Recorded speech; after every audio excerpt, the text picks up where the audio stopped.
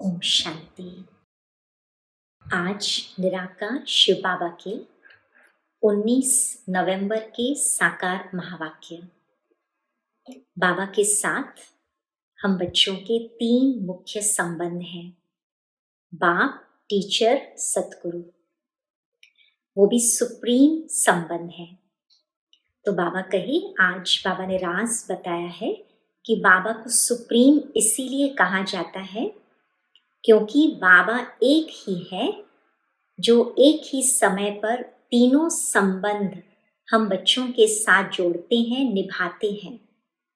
तो आज सारी मुरली बाबा ने तीनों संबंधों के अनुभव बच्चों को कराए हैं। बाबा बाप के रूप से कहते हैं कि बाप ने तुम बच्चों को शो कराया है, फादर शोस सन। शिव बाबा ने हम आत्मा रूपी बच्चों को अपना अस्तित्व दिखाया है, अपने पवित्र शुद्ध स्वरूप का अनुभव कराया है। और फिर बाबा कहे, बच्चे अब सन शोस फादर। अब बच्चों को अपनी धारणाओं से, अपनी स्थिति से, अपनी अवस्था से बाबा का शो करना है। फिर बाबा सुप्रीम टीचर के रूप से सुप्रीम पढ़ाई और सुप्रीम पद का अनुभव कराते हुए कहते हैं कि बाबा की शिक्षाओं को, टीचर की शिक्षाओं को, अर्थात मुरली का अंत तक बच्चों को कदर होना चाहिए। बल्कि कितने भी साल हम बाबा के बच्चे बनकर के रहते, लेकिन फिर बाबा कहते कभी कभी देह अभिमान के कारण एक प्रकार की मगरूरी आ जाती है कि हम तो बहुत कुछ समझ गए हैं, अब तो हमें ज्यादा मुरली सुनने की, मुरली मिस भी हो गई तो भी कोई आवश्यकता नहीं है। तो बाबा कहते हैं, बच्चे ये मगरूरी है। बाबा अंत तक नई नई रीति से पढ़ाते रहेंगे, तो यहाँ तक कि अगर मिस भी होती है मुरलियां तो लेकर के मुरली को अच्छी तरह से स्टडी करनी होती है। फिर बाबा सतगुरु के रूप से आज वरदान देते हैं, पवित्र भव। ब्रह्मचारी के साथ साथ बाबा पवित्रता में मन, वचन, कर्म की पवित्रता का वरदान आत्माओं को दे रहे हैं। तो सुनते हैं और संबंध जोड़ करके उस सुप्रीम बाबा के महावाक्यों का अनुभव करते हैं, सानिध्य का अनुभव करते हैं, ताकत का अनुभव करते हैं। बाबा कहे, मीठे मीठे सिक्की लधे बच्चों से रूहानी बाप पूछते हैं, यहां तुम बैठे हो, किसकी याद में बैठे हो? बाप, शिक्षक, सतगुरु की। सभी इन तीनों की याद में बैठे हो। हर एक अपने से पूछे, यह सिर्फ यहां बैठे याद है या चलते फिरते याद रहती है? क्योंकि यह है वंडरफुल बात। और कोई आत्मा को कभी ऐसा नहीं कहा जाता। भले यह लक्ष्मी नारायण विश्व के मालिक हैं, परंतु उनकी आत्मा को कभी ऐसा नहीं कहेंगे कि यह बाप भी है, टीचर भी है, सतगुरु भी है। बल्कि सारी दुनिया में जो भी जीव आत्माएं हैं, कोई भी आत्मा को ऐसा नहीं कहेंगे। तो इस समय बाबा जो हमारे सन्मुख बैठे हैं, तीनों संबंधों के साथ बैठे हैं, अनुभव करा रहे हैं। बाबा के सिवाय यह अनुभव कोई भी आत्मा करा नहीं सकती है सारे चक्र के अंदर। तो तुम बच्चे भी ऐसे याद करते हो।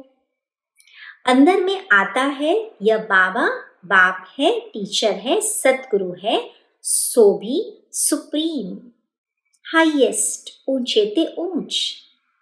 तो बनाएंगे भी तो ऊंचते ऊंच ना। तीनों को याद करते हो या एक को? भले वह एक है, परंतु तीनों गुणों से याद करते हो। शिव बाबा हमारा बाप है, टीचर है, सतगुरु है। ये एक्स्ट्रा ऑर्डिनरी कहा जाता है, हट करके है ना संबंध ये बाबा के साथ में। तो जब बैठे हो अथवा चलते फिरते हो तो यह याद रहना चाहिए।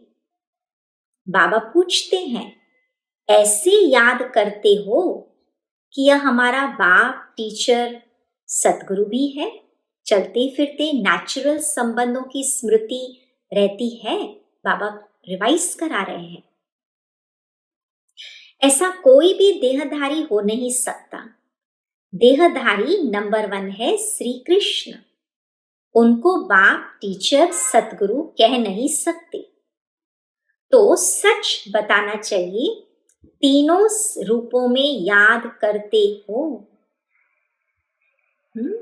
भोजन पर बैठते हो तो सिर्फ शिव बाबा को याद करते हो या तीनों बुद्धि में आते हैं? और कोई भी आत्मा को ऐसा नहीं कह सकते। वंडरफुल बात है, विचित्र महिमा है बाप की। तो बाप को याद भी ऐसे करना है तो बुद्धि एकदम उस तरफ चली जाएगी जो ऐसा वंडरफुल है।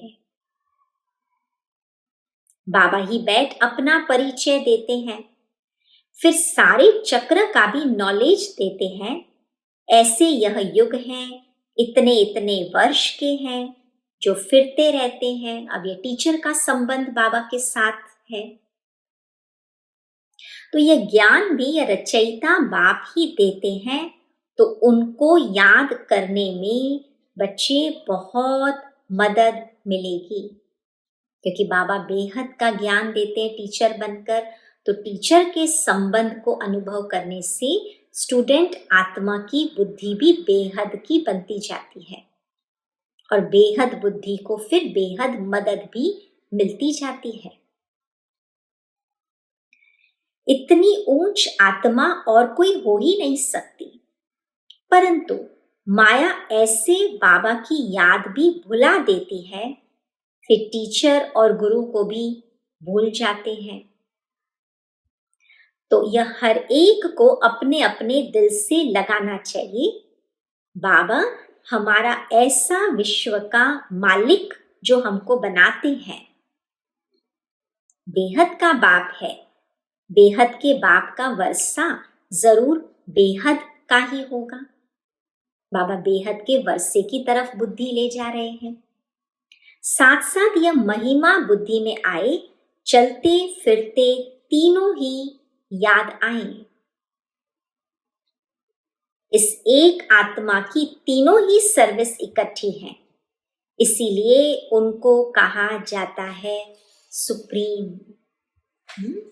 तो तुम बच्चों के अंदर में आना चाहिए, ऊंचते ऊंच बाप की कितनी महिमा है, क्योंकि बाबा की महिमा करते करते यथार्थ रीति से अर्थपूर्वक रीति से बाबा की महिमा करते करते बाबा के बच्चे आत्मा की महिमा लायक बनती जाती है। वह सारे विश्व को पावन बनाने वाला है, प्रकृति भी पावन बन जाती है। बच्चे तुम तो बहादुर हो ना, महावीर महावीरनिया हो ना, तुम जानते हो। इन्होंने लक्ष्मी नारायण ने विश्व की बादशाही कैसे ली, अभी टीचर के संबंध से बाबा बताते। कौन सी बहादुरी की? बुद्धि में यह सब बातें आनी चाहिए। बेहद के विश्व के मालिक लक्ष्मी नारायण ने क्या किया, क्या बहादुरी की, क्या पढ़ाई की जो उन्हें महावीर महावीरनी बताया जाता। बाबा कहते तुम वो हो, तो क्या बहादुरी तुम्हें करनी है? बाबा के साथ संबंध जोड़कर नेचुरल कर्म करते हुए उन संबंधों की स्मृति से फिर बाबा जो धारणाएं बताते हैं वो धारणाएं बाबा की महिमा करते करते बाबा की महिमा समान, बाप समान बनते जाना है, माया जीत बनते जाना है। यह है बहादुरी। बुद्धि में सब बातें आनी चाहिए। कितना तुम ऊंच कार्य कर रहे हो, सारे विश्व को पावन बना रहे हो। जैसे बाबा पावन बना रहा है, बाबा के साथ साथ बाबा कहे तुम बच्चे भी पावन बनाते जा रहे हो विश्व को, तो बाप को याद करना है, वर्षा भी याद करना है। अभी तुम बच्चे नास्तिक से आस्तिक बन रहे हो। बाबा जो है जैसा है उस रूप को जानते हैं, मानते हैं, वैसा बनते जा रहे हैं। तो बाबा कहते नास्तिक से आस्तिक बन रहे हो। तुम बेहद के बाप को जानते हो जो तुमको इतना ऊंच बनाते हैं, पुकारते भी है ना, ओ गॉड फादर लिबरेट करो। तो बाबा समझाते हैं इस समय रावण का सारे विश्व पर राज्य है, सब भ्रष्टाचारी हैं, फिर श्रेष्ठाचारी भी तो होंगे ना। अब बाबा बच्चों को डायरेक्शन तो बहुत अच्छे देते हैं। बहुत देह अभिमानी बच्चे हैं जो समझते हैं हम तो सब कुछ जान गए हैं। मुरली भी नहीं पढ़ते हैं, कदर ही नहीं है। हाँ, मुरली न पढ़ने का कारण क्या है पीछे का? बाबा कहते अपने को चेक करो, कदर ही नहीं है पढ़ाई का, महावाक्यों का, शिक्षाओं का कदर ही नहीं है। बाबा ताकीद करते हैं ना, ताकीद माना बाबा बार बार आग्रह करते हैं, अनुरोध करते हैं। कोई कोई समय मुरली बहुत अच्छी चलती है, मिस नहीं करनी चाहिए। सुनते सुनते पक्का होता जा रहा है ना, मिस नहीं करनी चाहिए। 10-15 दिन की मुरली जो मिस होती है वह बैठ पढ़नी चाहिए। कोई कोई बच्चे मुरली को भी डोंट केयर करते हैं, बस हमारा तो शिव बाबा से ही कनेक्शन है, ये समझते अब तो हम जुड़ चुके हैं। तो बाबा कहे परंतु शिव बाबा जो सुनाते हैं वह भी सुनना है ना, कि सिर्फ उनको याद करना है।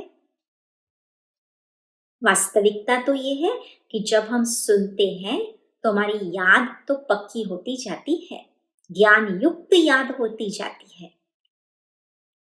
तो बाबा कैसे अच्छी अच्छी मीठी मीठी बातें सुनाते हैं, परंतु माया बिल्कुल ही मगरूर कर देती है।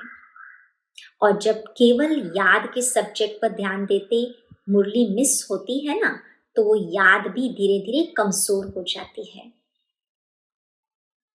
कहावत है ना, चूहे को हल्दी की गांठ मिली, समझा मैं पंसारी हूं। थोड़ा कुछ प्राप्ति हो गई तो समझे हम तो बहुत पार हो गए हैं। बहुत हैं जो मुरली पढ़ते ही नहीं, मुरली में तो नई नई बातें निकलती है ना। तो बाप ने तो बच्चों को सब समझा दिया है, बच्चे ही बाप का शो करेंगे। सन शोज फादर, सन का फिर फादर शो करते हैं, आत्मा का शो करते हैं ना। माना बाबा जब आत्मा को, बच्चों को शिक्षाएं देते हैं, ज्ञान सुनाते हैं, मुरली सुनाते हैं, तो मुरली सुनते सुनते क्या होता है, आत्मा की अंदर की शक्ति उजागर होती है, जागृत होती है। तो वो शक्ति से बाबा कहते हैं अब बच्चों को बाबा का शो करना है। फिर बच्चों का काम है बाप का शो करना। तुम बच्चों को सदैव ज्ञान का सिमरन कर हर्षित रहना चाहिए। अब ये शो करने का तरीका, ज्ञान का सिमरन कर हर्षित रहना चाहिए। उसके लिए ही गायन है, अति इंद्रिय सुख पूछना हो तो गोप गोपियों से पूछो। गोप गोपी किसको कहेंगे? जो आत्मा बाबा के ज्ञान का सिमरन करके सदा खुशी में रहती है। यह संगम की ही बातें हैं। बच्चों को तो नशा स्थायी रहना चाहिए, अंत तक नशा रहना चाहिए। अभी तो नशा झट सोडा वाटर हो जाता है, बाबा देखते हैं अभी अभी तो नशा ऊपर नीचे हो जाता है, आज बहुत अच्छा नशा, और सोडा की बोतल का ऊपर का जो ये है खोल देते हैं तो सारा जो सोडा है वो बाहर निकल जाता है। तो बाबा कहे सोडा भी तो ऐसे होता है, थोड़ा टाइम रखने से जैसे खारा पानी हो जाता है। अभी अभी आत्मा को बहुत नशा, और जैसे ही आत्मा कुछ समय के बाद में बाबा देखते हैं तो खारा पानी हो जाता है, मतलब जैसी की वैसी पहली अवस्था आत्मा की बाबा को दिखती है। तो बाबा कहे ऐसे तो नहीं होना चाहिए ना, किसको ऐसा समझाओ जो वह भी वंडर खाए।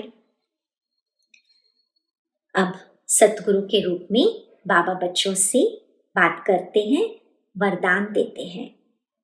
पवित्रता के फाउंडेशन द्वारा सदा श्रेष्ठ कर्म करने वाली पूज्य आत्मा भव। पवित्रता पूज्य बनाती है। पूज्य वही बनते हैं जो सदा श्रेष्ठ कर्म करते हैं। लेकिन पवित्रता सिर्फ ब्रह्मचर्य नहीं, बाबा उससे भी आगे की पवित्रता का वरदान दे रहे हैं। मनसा संकल्प में भी किसी के प्रति नेगेटिव संकल्प उत्पन्न न हो, बोल भी अयथार्थ न हो, संबंध संपर्क में भी फर्क न हो, सबके साथ अच्छा एक जैसा संबंध हो। मनसा वाचा कर्मणा किसी में भी पवित्रता खंडित न हो, तब कहेंगे पूज्य आत्मा। मैं परम पूज्य आत्मा हूं, इस स्मृति से पवित्रता का फाउंडेशन मजबूत बनाओ। तो जब बाबा वरदाता के रूप में, सतगुरु के रूप में वरदान देते हैं, तो वरदान मतलब जब किसी को वरदान मिलता है तो उसमें कोई मेहनत नहीं करनी पड़ती है। तो बाबा परम पूज्य आत्मा का वरदान आत्मा को दे रहे हैं, मनसा वाचा कर्मणा की पवित्रता का वरदान। तो जितना उस वरदान को यथार्थ फील करते हैं कि सतगुरु दे रहा है मुझ आत्मा को वरदान, तो नो मेहनत, मेहनत समाप्त। हूं ही मैं परम पवित्र आत्मा। स्लोगन, सदा इसी अलौकिक नशे में रहो, वाहरे में। तो मन और तन से नेचुरल खुशी की डांस करते रहेंगे। तो तीनों संबंध जब बाबा के साथ मजबूत फील होते जाएंगे तो सचमुच वाहरे मैं का गीत तो अंदर से निकलेगा ना, और यही अतीन्द्रिय सुख की अनुभूति है। और मन और तन एकदम लाइट होते हुए खुशी से जैसे नाचते रहेंगे। तो आज की मुरली से आत्मा ने क्या पक्का किया? तीनों संबंध बाबा के साथ मुझ आत्मा के हैं।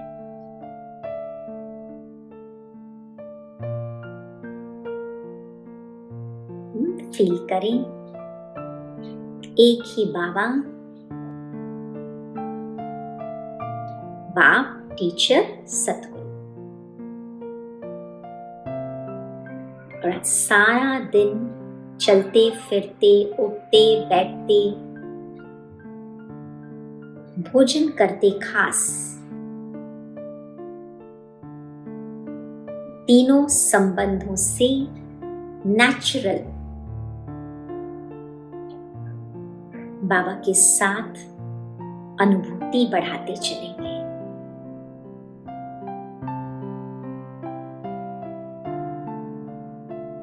रात तक चेक करेंगे, देखते जाएंगे कैसे आत्मा की खुशी, आत्मा का नशा, बाहरी मैं की स्थिति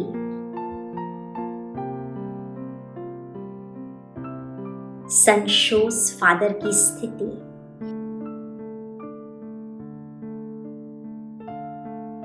बढ़ती जा रही है।